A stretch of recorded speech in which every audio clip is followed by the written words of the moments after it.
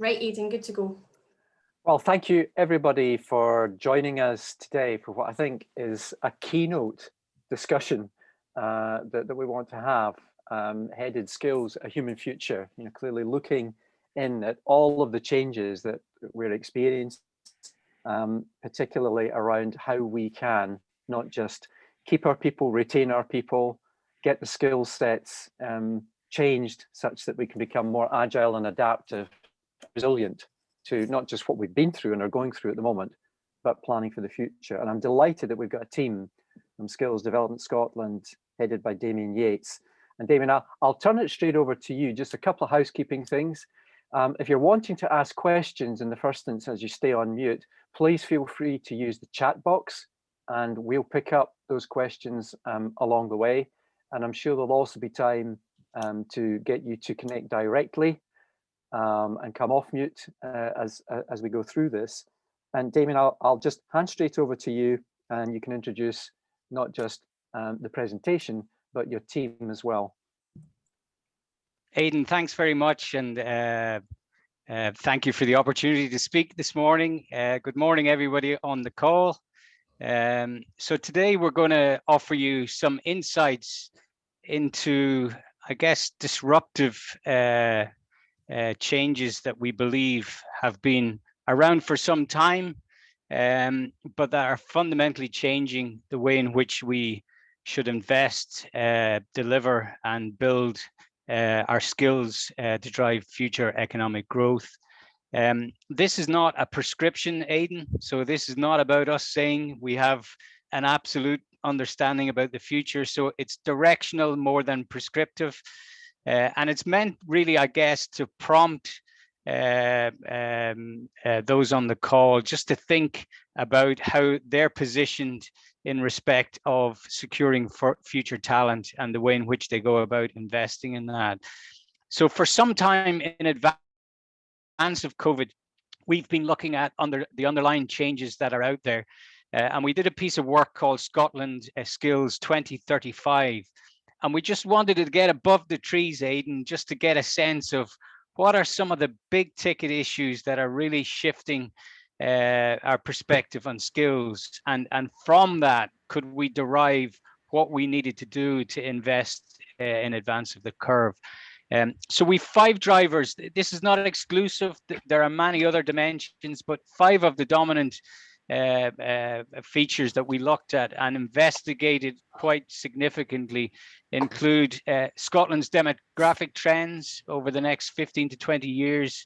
What's the nature and shape of our working population?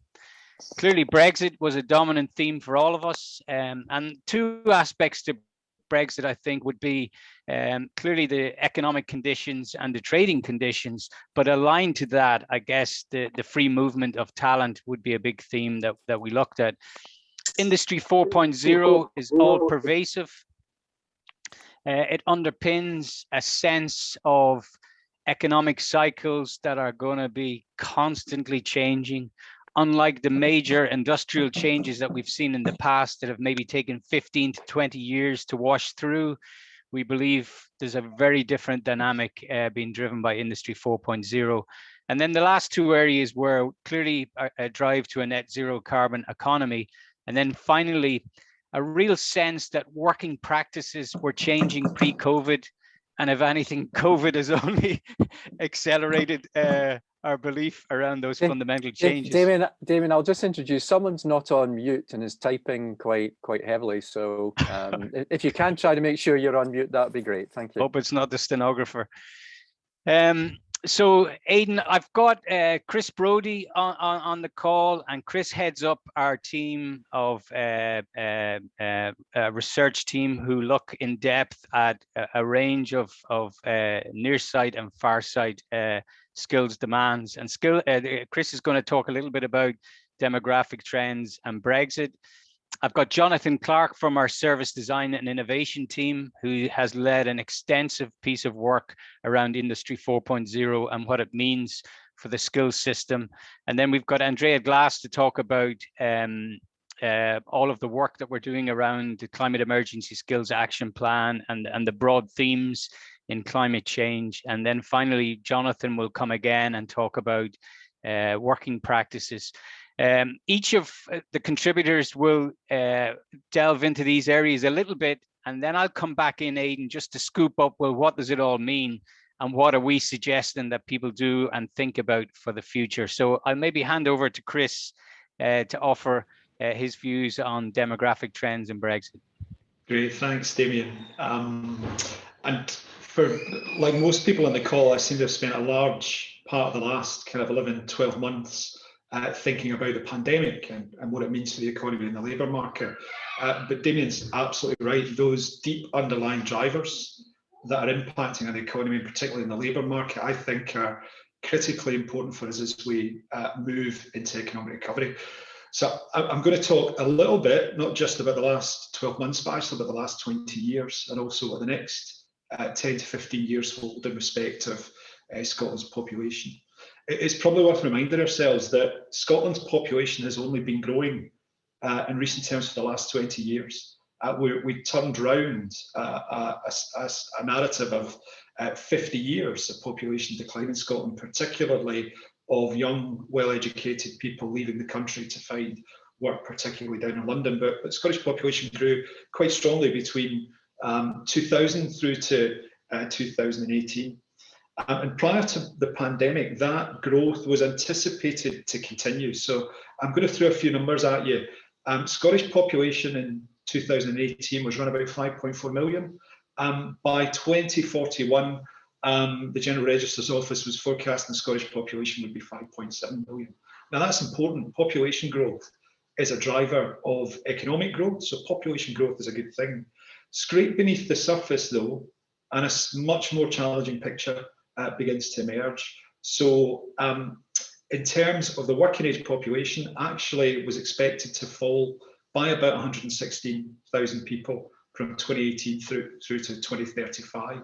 And that's in the context of overall population growth.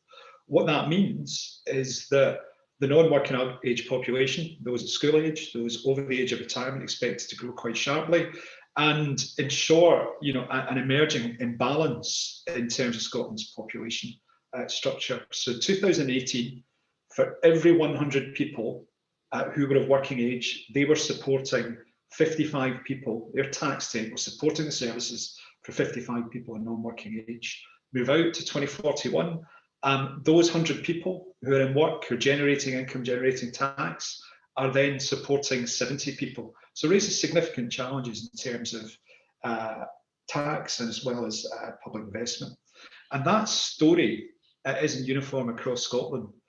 So particularly in rural areas, you're seeing that contraction of the working age population and the growth of the non-working age population being much sharper. And indeed, you could draw a line not a million miles away from the Great Glen fault line, and to the west and to the north, you've got falling working age population, rising non-working age population, and Scotland's concentration increasingly getting concentrated in the south and the east of the country.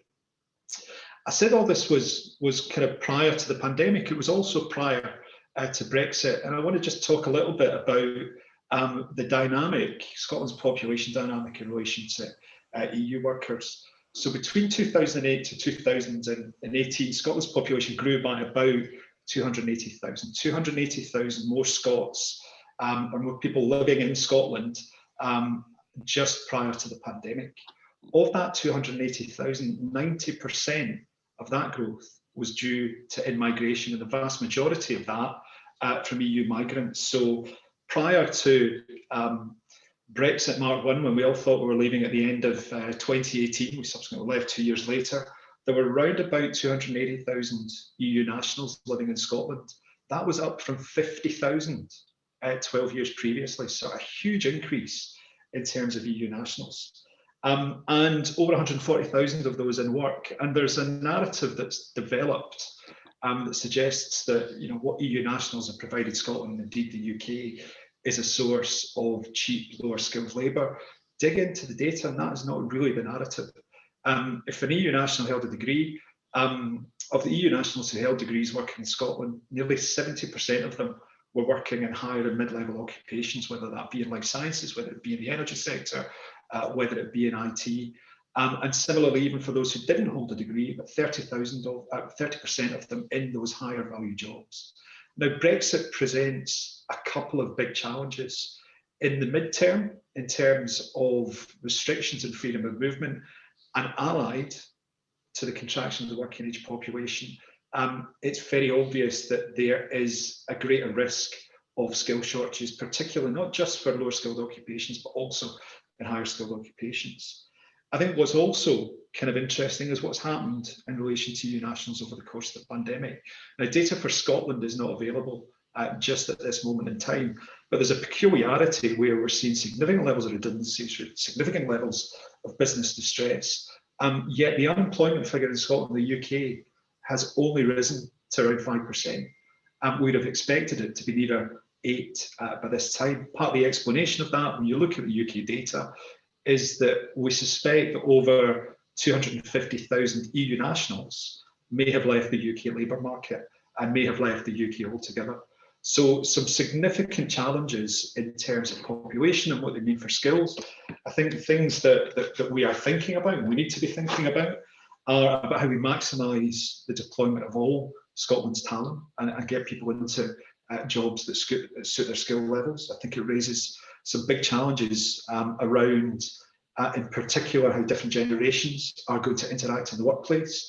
Critically, Scotland needs a really clear strategy in understanding the importance of talent for overseas, where we need to recruit that talent from and how we go out and get it. I'll pause there. I'll hand over to Jonathan, who's going to talk you through both Industry 4.0 and the nature of work. Yes. So maybe in thinking about the future of work, the past can help to give us some perspective. It's interesting to consider what might have happened if COVID had struck, say, in 1980. In a world where any one of us would have been in the minority if we'd owned a computer, and we'd still be 10 years away from Tim Berners-Lee inventing the internet. I wonder how much of the economy and how many jobs would be able to pivot to remote working back then. How resilient and how responsive would we have been? And would we have been able to deal with the economic and social impact responsibly? It's for sure that we certainly couldn't have responded to the same extent or the same pace we were able to last year. The exponential growth of new communication digital technologies is a relatively recent phenomenon. As the CEO of Microsoft noted last year, we saw 2 years worth of digital transformation in less than 2 months. So despite the feeling that we're kind of living in a snow globe that's been given a really good shake and blurring the future, there's a strong sense that COVID's both accelerating and amplifying some of the trends that were starting to emerge before the crisis unfolded. It's interesting, just about, I think a year ago, almost to the week, we were finishing a piece of work with the RSA on the future of work. And one of the case studies we were looking at is a company called Automatic. You might not have heard of them, but you'll have heard of their products. They own the blogging platform WordPress, amongst other things. But Automatic have got approximately 1,000 staff distributed worldwide and only one small office in California for investor meetings. It's a model that seeks to employ, develop and retain the best talent, irrespective of geography, to ensure resilience and responsiveness. But they've also sought to develop a progressive working environment and a structure and culture that supports well-being amongst its employees. So they're also a good example of a responsible employer. A year ago, examples like Automatic were really the exception rather than the rule. And people, when we were holding those workshops last year, saw them as being an interesting but quirky outlier. A year down track, and most of us are working from home in a distributed virtual team, which is really becoming a new norm for many within the economy. But we're still very much in the midst of a crisis, and the short-term impacts in the world of work are still unclear to us, far less the medium and longer-term impact on both the work of the future and the workplaces of the future. So I'd like to propose 3 lenses for viewing the emergence of the fourth industrial revolution and its impact in the world of work. The first of these lenses is responsibility. The World Economic Forum recently noted that COVID-19 has accelerated the arrival of the future of work, but it's also deepened existing inequalities across labour markets. So, alongside the many positive opportunities presented by the fourth industrial revolution, there are also real challenges. For example, a much sharper division between good and fulfilling work versus more precarious roles and the rise of toxic productivity. There are also issues around the equitable access and distribution of work and the dangers that inequality poses for social cohesion. I think finally, the very real challenges around the youth labour market with high levels of inactivity are also a real area of concern for us, both in the short and medium term. You know, looking back, generally the youth labour market takes the biggest hit when the economy takes a downturn, and it's something that we should really be very much keeping an eye on. Over probably the last sort of 5 to 10 years since the financial crash, the International Labour Organization, the OECD and others have been pointing to the need for policymakers, employers and trade unions to take far greater responsibility for ensuring that the policies and practices to advance good and fair work are being actively developed. I think this is a real theme to keep an eye on during the current crisis and the aftermath of it. The second lens is resilience, and specifically in this context, the resilience of individuals. The experience of the last year has shown us all in very, very stark terms the importance of innovation, our ability to adapt, resilience, along with a set of other meta skills.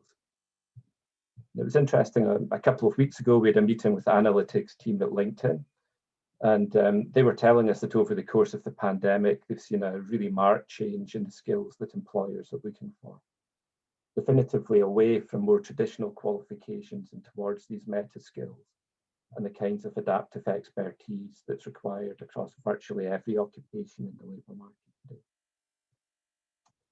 But beyond COVID, the World Economic Forum Global Risk Report sets out more than 30 significant disruptors that we're facing in the next year. These include the climate issues that Andrea is going to talk about next.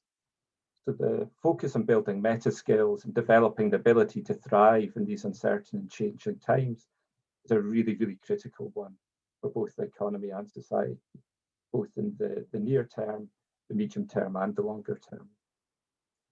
Just building on this, the third lens is responsiveness. So if we require these different types of capability and skills, do we have an education and skill system that's agile and responsive enough to the needs of the economy now in the future? So there's certainly been lots of advances and progress in terms of education, but we still have a system rooted largely in an industrial age, with an often metronomic curriculum and term times originally structured to let young people help with the harvest. There's a really urgent need for a more flexible and agile approach to vocational and work-based learning that supports not only the development of the meta skills I mentioned earlier, but also broader career pathways rather than very narrow occupational tracks, and also a much more progressive approach to upskilling the workforce, perhaps through a digital workforce academy and a skills wallet. So maybe just to conclude, we're living in uncertain times, and it'd be a really, really brave person who predicts the future. But in the words of a former Prime Minister speaking 20 years ago, this is a moment to seize. The kaleidoscope's been shaken and the pieces are in flux. Soon they'll settle again, but before they do, let us reorder the world. Andrea, over to you. Thanks, Jonathan.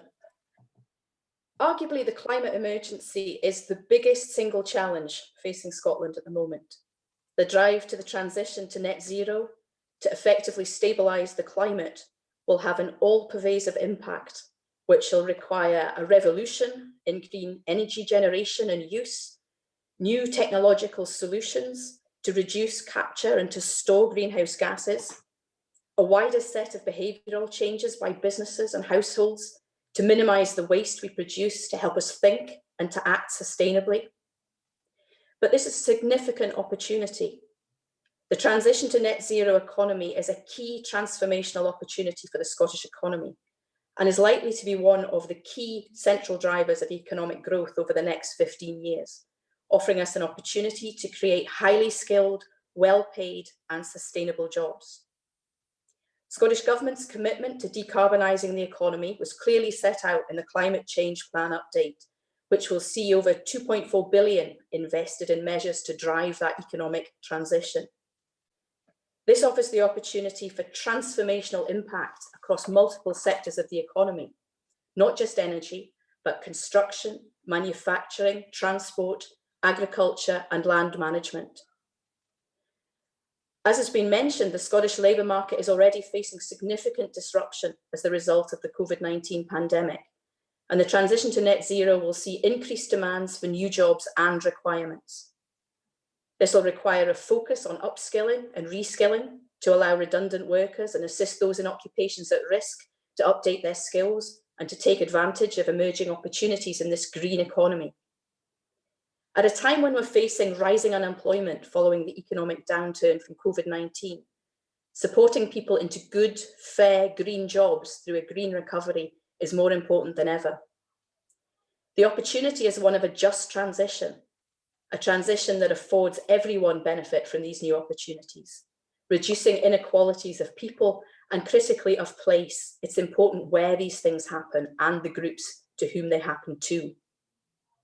In terms of system change, it's important to remember that economic ambition and investment needs to be matched by a similar commitment to skills and workforce investment. The Climate Emergency Skills Action Plan was launched at the end of December 2020 alongside the Scottish Government's Climate Change Plan. The development of this plan that we led on was informed by an expert group, which included many of our partners, the Scottish Funding Council, the Enterprise Agency, Scottish Government, and critically, comprehensive stakeholder engagement with significant industry sector skills group involvement in that whole process. And it was endorsed by key partners critical to the delivery of the actions. The plan focuses on 6 priority areas for action around delivering a green recovery, a strengthened evidence base, a focus on the future pipeline of talent, a focus on upskilling and reskilling, fairness and inclusion, and a collaborative and responsive approach. Fundamentally, what we're looking for is a realignment of investment in education, training, and work-based learning towards green jobs in an economy that has innovative new technologies at the heart. The Climate Emergency Skills Action Plan outlines the scale of the opportunity, but also importantly, the scale of the challenge. We need to ensure that we have the right resources in the right place to ensure that all of Scotland benefits from the transition to net zero in the coming years. Thank you.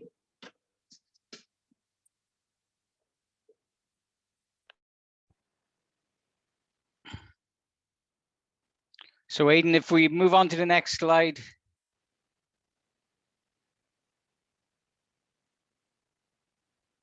Let's get this video going here.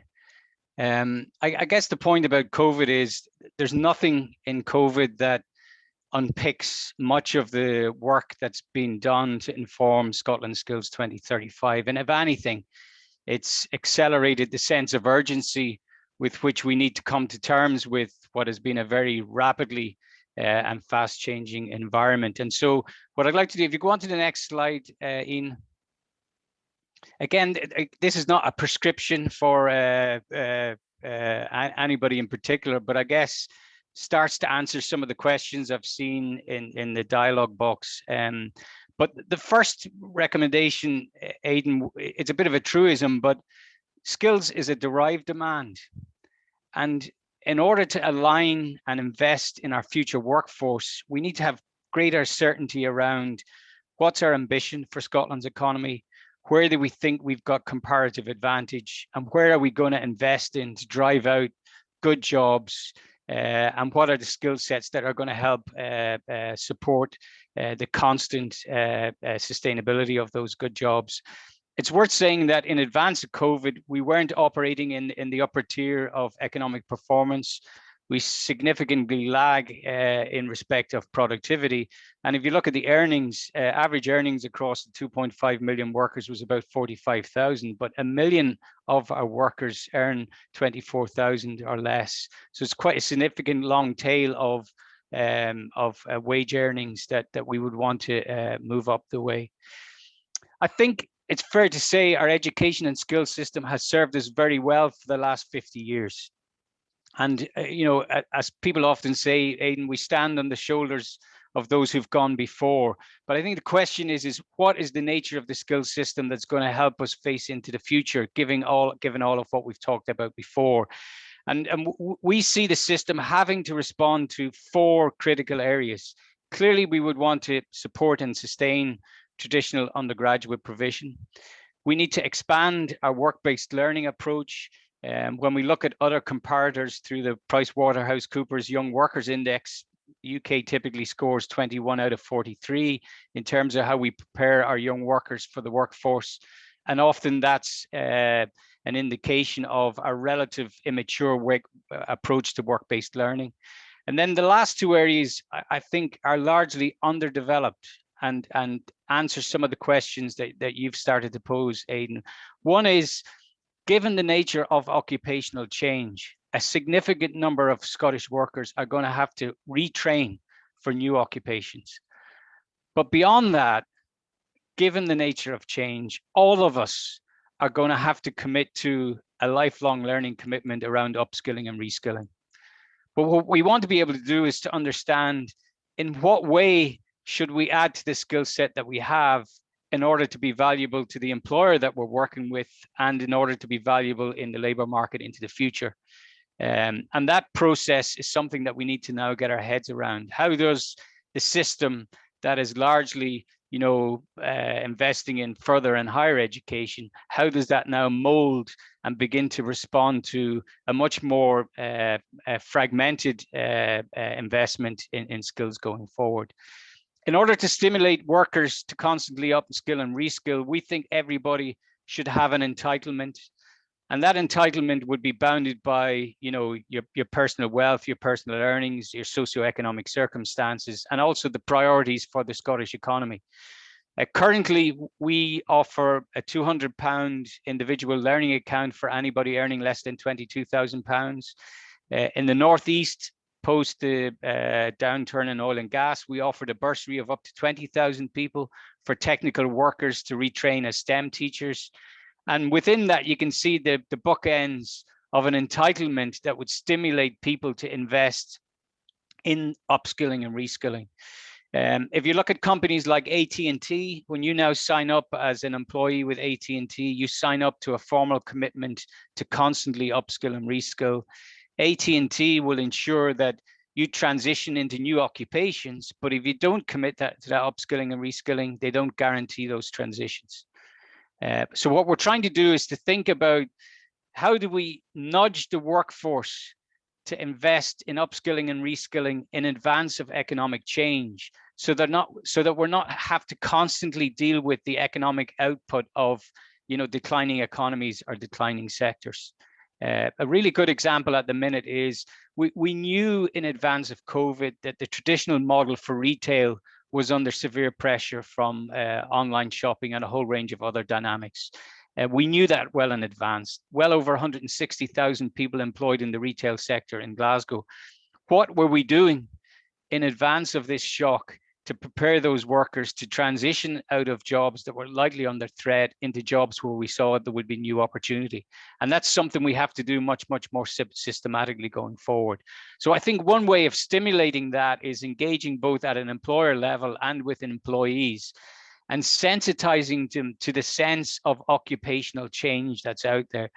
Aidan, I don't know if you recall, back in the early 2000s, you couldn't get network engineers for love nor money in the UK. You'd pay £15,000 literally to buy in talent to get a network engineer.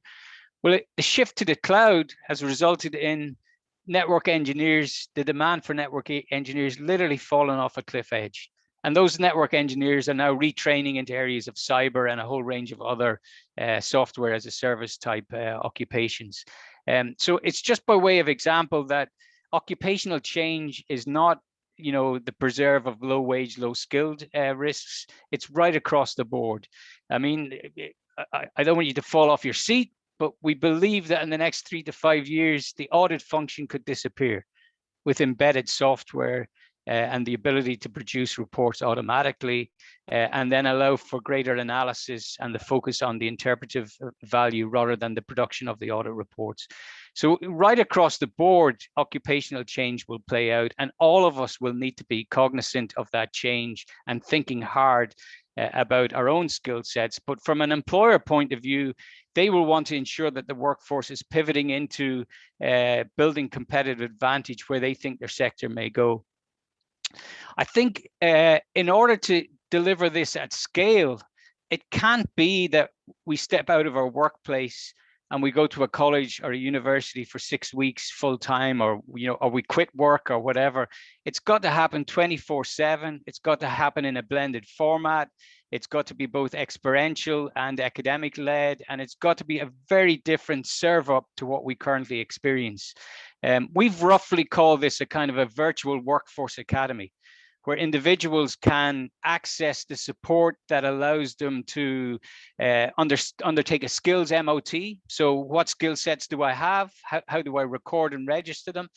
What are those skill sets valued in the workplace?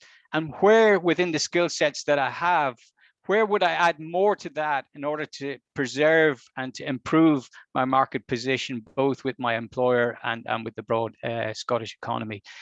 So that's pretty new in thinking, but it starts to begin to shape up some of the responses that we might want to make looking ahead. And then finally, this focus on meta skills is really, really fundamental. And it goes to some of the points that Jonathan made, which is much of our education system focuses on subject matter expertise. And arguably, we don't spend enough time on consolidating capacities around being a great learner. And we talk about things like problem solving, critical thinking, collaboration, creativity, and communication. And these capacities generally are learned in an applied setting. They're not learned in a classroom around écoutez-moi and répétez-vous. They're largely learned around phenomenon or project-based education. But in a funny kind of way, we haven't thought deliberately about how you build those capacities, how you measure them, and how you consolidate them. So the idea being that in order to create great learners, you've got to invest in those meta skills and then add the subject matter expertise on top of that. But accepting that that subject matter expertise is going to change rapidly. If you're a great learner, then you can adapt and you can relearn and you can become valuable beyond what was, defined as your occupation going forward. So that's roughly, 5 broad themes that we've drawn out. We think Scotland really needs to set a sharp focus on our economic vision. That becomes the Northern Star for our skills system, and we align our skills system around that economic vision. We need to fundamentally serve up a different offering, an offering that protects the best of what would be traditional academic provision, but that expands into work-based provision, and that more than that really steps up in respect of the aspects of retraining and upskilling and reskilling of 2.6 million workers, which we really need to get our heads around. In order to support that upskilling and reskilling, 2 dynamics we think need to take place. One is we all need to be sensitized around the need to upskill and reskill, and that needs to be incentivized. That incentivization could come by way of a tax break, or it could come through direct funding in the way of an individual learning account. It clearly needs to align around socioeconomic needs and economic priorities. And the way in which to give expression to that action is to create an environment that allows workers to undertake a classic skills MOT and be rapidly able to make decisions about skill sets that they invest in and that they develop alongside their working day. And again, as Jonathan hinted, there's a co-responsibility both for the worker and for the employer to think hard about how do you nudge the right type of positive behavior there. And then I guess lastly, focusing again on meta skills. We need to fundamentally think back into our education system. Are we investing enough in building out those meta skills that define how we become great learners? And are we sure that for now and in the future that we take great care about becoming much more adaptive and resilient so that we can face what is going to be a constancy into the future? So Aidan, we'll stop there and happy to take questions and shoot the breeze. Thanks very much, Damien. There have been quite a lot of questions and comments on the chat, and we'll go back to that, and probably we've got time to cover most of this, particularly from Paul and Poonam, for which I'm grateful. If I could just kick off by a more general point, and maybe I'm going to say a controversial point. In times of distress, which clearly we're going through at the moment, and previous distress, we saw a trend for companies trying to cut costs, and the first cost that always got cut was on training budgets. It was seen as a variable as opposed to necessity. And that's a mindset that's been deeply embedded in business for many, many years. Is there something that we need to do to break that? And I'm thinking here around almost making, as you called, training accounts almost mandatory, in the same way that stakeholder pension has become mandatory for all business, so that we can try to break that mindset where many businesses still see this as a nice to have as opposed to a must have. It's a great question, Aidan, really great question. And it comes to the heart of, do we really believe that Scotland's people are an asset? And in the workplace, do we really believe our people are an asset? And arguably, the culture in the UK is that skills is a commodity. If it's working for you, great. If it's not working for you, you go to the skills shop and you get more commodity, and you just shift it around. I guess a couple of points that I would make. For Scotland in particular, we believe the contraction in the working age population is a real worry, and also it may change over time through a more progressive migration strategy, but for the next 2 to 3 years, I think we will see a real challenge around attracting talent into Scotland in particular. And so whilst we'll have a churn post-COVID, in the mid-distance, I think there will be a war on talent. And people will move and they'll choose who they want to work with. And great employers who invest and create a culture of investing in their people will attract more of that talent. Equally, what we find is, and I don't know if you've picked up on any of this, Aidan, examples around JP Morgan. JP Morgan have looked out the way and have really fundamentally shifted their mindset in the way that you described. They now invest heavily in growing their own talent.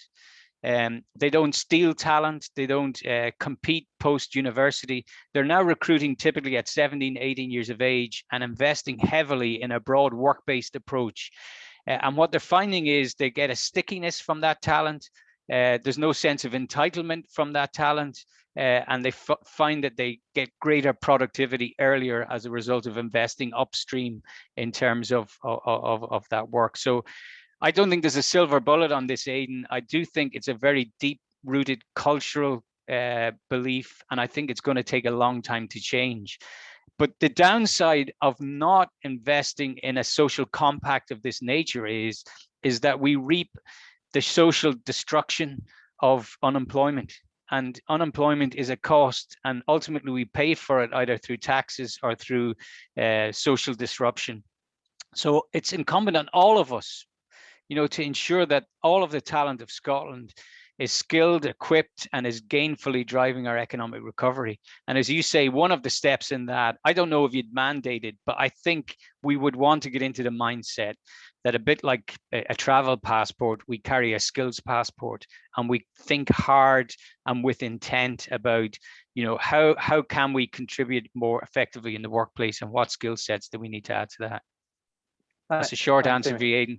That's okay. I'll come back to more in terms of the support later, but I've got, in this order, Paul Haney, Poonam, and then John Anderson. With Paul, please feel free to come off mute and maybe cover some of the points that you've raised on the chat. and then I'll go to Poonam and then John. Hi there, can you hear me okay? Yes, we can. Yeah. So just on the chat, I had a few points. So one of the things I noticed was that net zero carbon was up there at the top 5, and rightly so. I mean, it's something that we all need to be, cognizant of and worried about. But for me, I sort of tend to worry that in doing that, we maybe give the social aspect of sustainability a bit of a sort of backseat. And I think that plays into what Damien's saying as well, the impact that unemployment and mental health and, food poverty, fuel poverty, digital exclusion, all of these kind of things, have, I think, needs equal kind of focus for us to be sustainable as a country and as a workforce. So that was just a kind of observation I had with the top 5. And the other thing was in terms of skilling. I've spent a fair bit of time with various industries looking at HR and skilling strategies. And one in particular had a lot of focus put up to the front end of the value stream in their HR. So things like onboarding and talent scouting and things like that.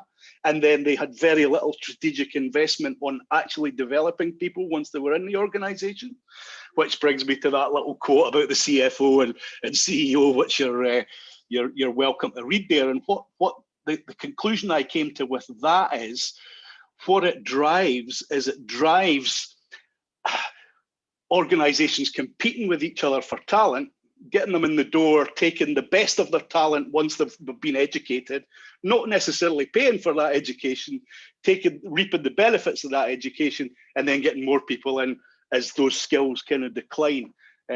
So, that was just a kind of observation as well. So I think I was responding to Poonam's point as well. Yeah, the continuous professional development mentality, I think, is a fantastic thing, absolutely. But, I think there's pitfalls as well, where that gets pushed too much onto the individual rather than the companies and potentially government taking their fair share of that as well. And Aidan, I guess that plays into that sense of everybody putting fish in the pond and everybody contributing. And if they do that, then, there should be enough to go around, for want of a better description. But equally, I think that view around the stickiness of workers, that if you invest in them upstream, that you reap the rewards downstream. Really, really interesting when you look globally at practices in other countries. I mean, Switzerland was one that we always talked about, and we visited the Swiss government about 5-6 years ago just to have a look at the nature of what they do. So population of about 8 million, Aidan. It would be viewed as one of the poster childs of OECD countries, a really high quality of living. All of its sectors are in high value. So if it's financial services, pharmaceuticals, engineering, Switzerland would have a super reputation. And so 67% of Swiss kids start their senior phase as apprentices today. So that's 56,000 young people start their senior phase in schooling in Switzerland as apprentices. And the system is culturally embedded in a commitment around investing in your future workforce. And it's culturally unacceptable not to invest. And it's industry-led, Aidan. The interference of government in funding it is very light, but it's intensively industry-led. And the pathways on the apprenticeships are multifaceted. We went to Swiss Re, which is one of the oldest insurance companies on Lake Zurich. I think they insured the Holy Wars in the 1600s. But they invest in a whole range of occupations, but starting in the senior phase of school. And it just, so you don't lift and lay that in Scotland, but it starts to beg questions about what do we value, and where are we going to invest in our future workforce. We went from there then down into Stuttgart, and the dual system in Germany, much more pronounced in the sense of valuing the technical and vocational pathway alongside the academic. And arguably in the UK, we've lost our sense of valuing that technical pathway alongside the academic pathway. And when we talk about expanding work-based learning, that's what we mean about that.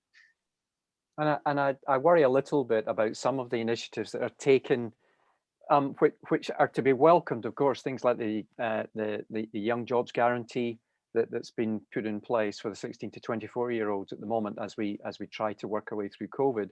That's not seen as a huge opportunity by employers to start skilling those youngsters, as opposed to simply placing those youngsters in work at the moment. So I think there's a lot of work to be done there. I want to get to Poonam now and just to cover off some of these pieces, and then John, just to make sure we've got time to cover off. So Poonam. Thanks, Aidan. Yeah, hi, Damien, Chris, Andrea, and Jonathan. You guys did wonderfully well. So great job on SD's part. I think my thoughts won't be much different to what you have heard from Damien and Chris as they were saying. What I was trying to see there, because the thought was emerging, that if you take the example of organizations which haven't invested in innovation, they eventually die out in the process. Similarly, if the organization that don't take the challenge of upskilling their future employees, they will see themselves either tapering out or left with outdated skill set and sort of ready to collapse rather than grow. And I take Paul's point about that. But when I suggested that it's a behavioral change and investing in CPD, so the onus is not just on employee. It is going both sides, as Damien was pointing out, what say JP Morgan are trying to do, or what AT&T are asking their employees to do. So it's a mutual mindset, because the realizing that the challenge is global, what COVID and digital transformation and online working has shown, that your talent is just not in your backyard. So if it is a race for the talent, and it's going to be task-based or project-based, you can get it from anywhere in the world, and sometimes it might be cheaper.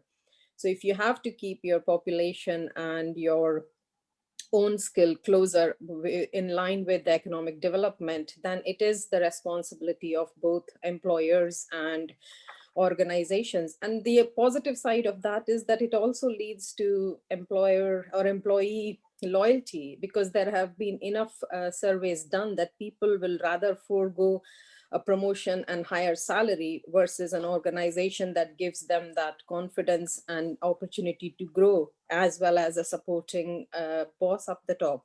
So overall, it ticks all the boxes. So I'm sure that if people start to think about the logic of it, an organization investing in the skilling and upskilling of the employee, and challenges, as we have seen in the last year, and we are not sure what's around the corner, because we are all looking for the green jobs, as we have discussed it enough. And there isn't a ready workforce. It has to be made from what is existing. So people will have to learn new skills. Similarly, what the digital transformation changed. So I think looking at that, an approach is needed, mindset change is needed, and that can only happen by putting appropriate measures and commitment from both sides, organizational as well as people's own development. Thanks, Poonam. Damien, any of your team want to comment? Yeah, I just would like to come back in on Paul's point about, this sense of a just transition. I think that's really, really important. If people are not invested in the transition to a net zero economy, and that's by way of, well, what are the social benefits? Where am I going to get jobs? Why would I make this jump? Then I think that dynamic is really, really important. So in our mind, the broad circular economy and the social aspects of that, we would absolutely tie into the full response to a net zero carbon. So I think Paul's views on that are absolutely spot on. And Poonam's absolutely right. Getting this social compact right between, the implicit motivation of the individual and the enlightened employer. And I think government has a role to create an environment that makes that happen more easily. And I don't know whether that's through tax breaks or incentivizations, but, Aidan, we're spending £2 billion on post-school education every year. And we are, well down the quartiles in terms of productivity and economic output. So there's real opportunity to improve on that. But I think that improvement needs to come from a better alignment of our investment in skills with our economic ambition, a much more dominant role for industry, as you see in Germany and Switzerland, in determining curriculum, but then a kind of a large scale commitment across workers and employees to really invest in the behavioral way that you talked. Yeah, and I think one of the things that always we must bear in mind, and Poonam's put that into the chat box as well, which is this mentality of leaving no one behind.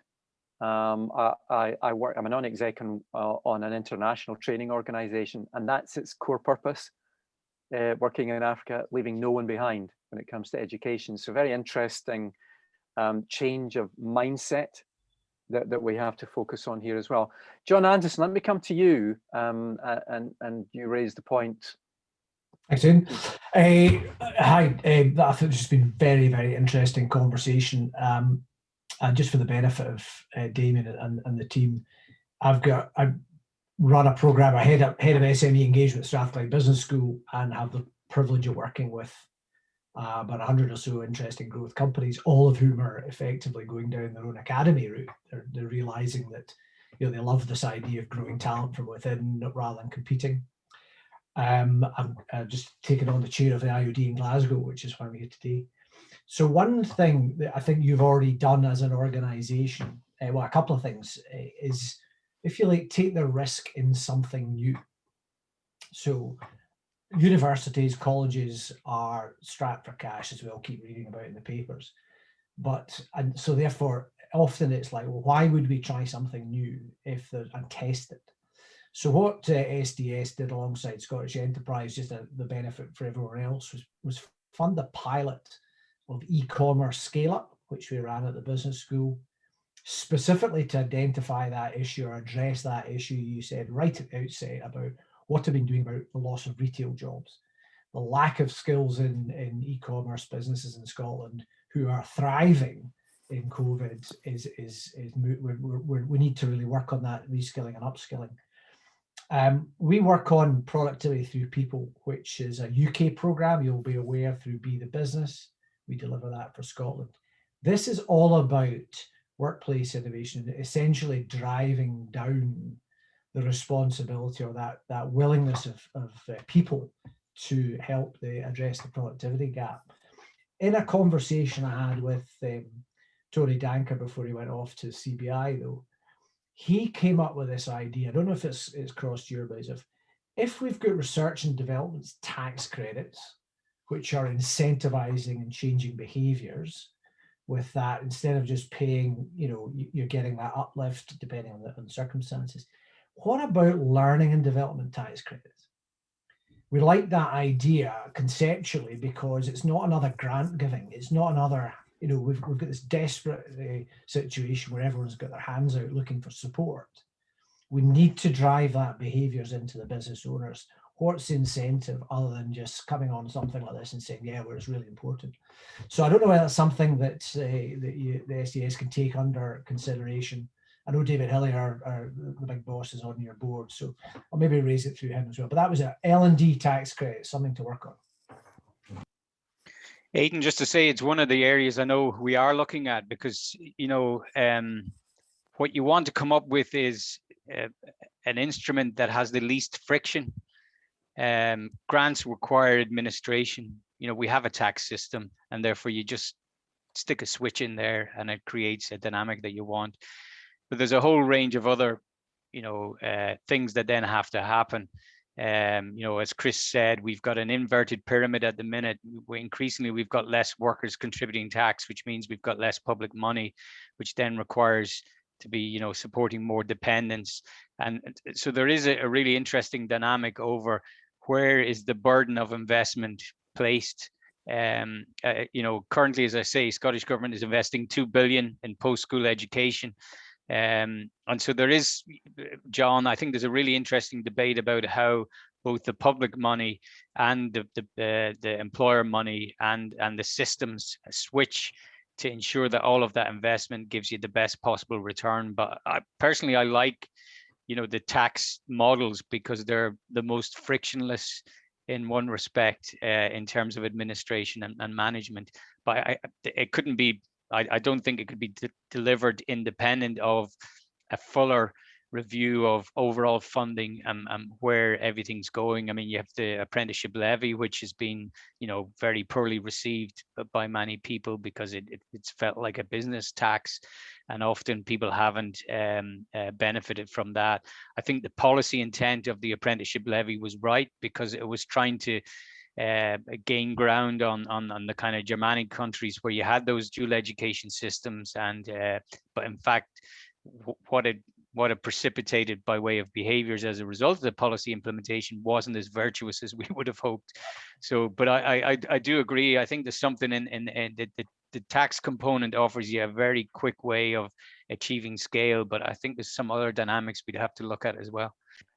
That's something that we can debate further. I'm conscious just of time, but I know that Debbie Ackes, I don't know if you want to come off mute, because you did raise a few interesting points, and particularly around mentoring as well. Don't know if you would like to add that. I'm quite happy to read it out if you don't, but please feel free to come off mute and raise your points. Happy to do so. A really stimulating presentation and discussions. Thank you for all of this. I think changing the culture and getting people involved through collaborating is so vital. And to get that little steps, these sort of baby steps to get them involved, mentoring and reverse mentoring has such a power, and also helps people to see the transition and the benefits that upskilling can bring without having to make too big a jump. And I wondered if you had considered that. And I think the point that Poonan made about CPD seen as a little bit sometimes intimidating. I know with lifelong learning, people either get it immediately or they see it as another thing they have to do. And we don't want them to have that feeling. It's a positive and something that will enhance their career and the business community. So building these little steps, I just wondered if you had considered that and how you're going to get people to get gently involved in this to start changing that culture. Want me to take that one, Damien? Yeah, please, John. It's a really interesting point. So just firstly on mentoring, that's something that we're actively looking at embedding within our apprenticeship programs. And we've seen from some early trials just the benefit of doing that, and particularly when we're linking young people to either, depending on the cohort, peer mentors or industry mentors, and it has a kind of a really profound effect. So we're actively looking at how we scale that up over the next couple of years across the entirety of the apprenticeship family, from foundation and graduate apprenticeships. There's probably much stronger emphasis at the moment in foundation and graduate, but as you rightly say, it's a really core developmental tool and has a kind of disproportionate impact around the development of the apprentices and the young people. So something that we're properly committed to, Debbie. And it's something that the IoD believes in very, very strongly, and is trying to create an initiative around reverse mentoring with our members, offering that up as not just a good and important thing to do, but a necessary thing to do if we're to come out of this better. Tom Halpin, I haven't forgotten you. You raised the point earlier on in the chat, so I think we've just got time to squeeze a couple more in. So Tom, do you want to ask a question? If Tom's still with us.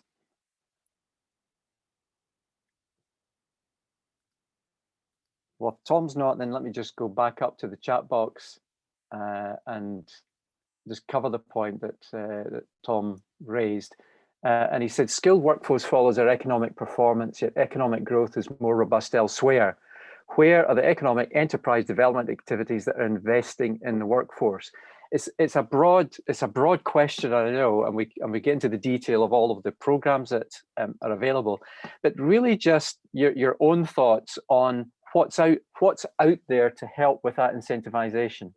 To some extent, it's a chicken and egg issue, Aidan, because if you look at the top performing economies, as Damien's already alluded to, Switzerland, Austria, Germany, in all those instances, there's a common feature, which is around a compact between the state, employers and trade unions and the representatives of workers. And I think it ensures a couple of things. One, a more equitable distribution of the investment in skills. So each of those groups has an interest for different reasons. It also kind of clarifies the roles in terms of who's doing what. As Damien said, the centrality of employer engagement in that is a key feature in all those instances. And finally, it's also about a balance between the very sharp economic objectives in terms of productivity and the right kind of jobs, shorthand, good jobs, and the wider social impacts. And by having that kind of representation, these things are squared off. And there's also, from a policy perspective, generally much more stability over a longer period of time. So that they're not these policy shifts that happen every 4 years or 8 years as government changes direction, which makes it very difficult for employers. There is a chicken and egg around that. So who invests first, and how do you kind of kickstart that approach? But it is marked and very, very different to an Anglo-American approach, which ends up with firms exhibiting the kind of behaviours we were talking about earlier. And just one final thought, I think that because already prior to COVID, the example I gave in Automatic illustrated it, but certainly COVID has accelerated this notion that geography, we need to kind of rethink the flows of talent, because it's entirely possible that companies like Automatic that have got very, very strong focus on creating a really good, productive working environment, empowers individuals, will suck up the best talent from anywhere in the world. So the notion that we've got a captive audience based in geography and we can underinvest, both in terms of employers and the government, in that, I think it's a kind of really problematic one in the world that we're living in right now. So I need to wrap this up, and thank you for that. And Jonathan, Blair, I'm picking your comments up, but one of the things I'll just say is that we all have to start to change the lens through which we're looking at this, and the potential that we see. Because at the end of the day, we will be classed as fools by the next generation if we don't actually start to treat this as an investment opportunity as opposed to a cost. And I think if we can all help to change that mantra, working and collaborating with SDS and other agencies around how do we make this a better working place and how do we create that skill set and that agility, will be absolutely critical to the success of all business in Scotland, not just a few. And having that mantra of let's leave no one behind on this basis, I think is going to be very, very important. Damien, I don't know, I'm over time, understand, but if you've got any last comment, happy for you to make that, and then we'll draw things to a close. Yeah, and it would be terrific for us to engage with you guys beyond this call, Aidan, just to dig between the practicalities, because we were at quite a high level today. And, I was thinking if I were a director or running a business just now, does this feel all a little bit remote? And I think it would be good, to chat through some of the what's the practical next steps, and how could we engage with you to think hard about how do you translate this interpretation into practical steps for SMEs, business owners, directors, and so on. And equally, I guess, what's the advice you would want to give in to government and others from an industry perspective about what you'd like to see happen? Because I think, my final thought would be, Aidan, the kind of saffron ingredient in this is industry, and actually it hasn't been as dominant in its influence as it should be on the skill system. I think it's arguably been very passive. It believes, FE and HE will sort all this and we'll get the talent when it comes out, when it really needs to be a helix. We all need to be in it right at the start, investing, co-investing at every point, and there's value to be had. So I'd love to follow up beyond today and see if there's some practical things we could do together to I guess, land this agenda in a more practical way. Yeah. Very much look forward to that, Damien. Thank you for that offer. We'll take it up gladly. on behalf of the members, but also I'm taking some of this straight into a meeting with government tomorrow as well. And I will start to raise this issue. I think in terms of the L&D tax credit is a critical one and could well be within the powers of Scottish government to try to persuade UK government as well to align. So that's something that we can start to raise the temperature on very, very quickly as well. So that could be one thing that we would do. With that, thank you everybody so much for joining us today. Thank you to the team from Skills Development Scotland, to Damien, to Chris, to Jonathan, and Andrea. Thank you so much for joining us.